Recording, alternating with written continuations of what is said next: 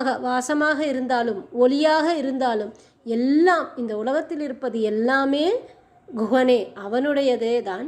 அவன்தான் நம்மையும் படைத்து நமக்கு முக்தி அடைவதற்கு நமக்கு குருவாக இருந்து நமக்கு முக்தி நிலை அடைவதற்கும் நமக்கு அருள வேண்டும் என்று இந்த கந்தசஷ்டி விரதத்தின் 6ஆம் நாள் சூரபத்மனை முருகர் எவ்வாறாக அழித்தாரோ அதுபோன்று நம்முடைய தீயவைகளை தீய குணங்களை நம் கர்ம வினைகளை எல்லாம் தீர்த்து நமக்கு முக்தி நிலையை அருளும் குருவாக அந்த குகனே வந்து நமக்கு அருள வேண்டும் என்று வேண்டிக்கொள்வோம். மீண்டும் இந்த பாடலை பார்ப்போம்.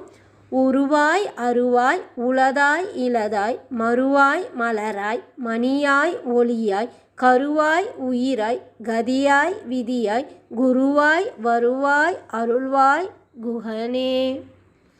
முருகா சரணம், முருகா சரணம், முருகா சரணம். ஓம் முருகா.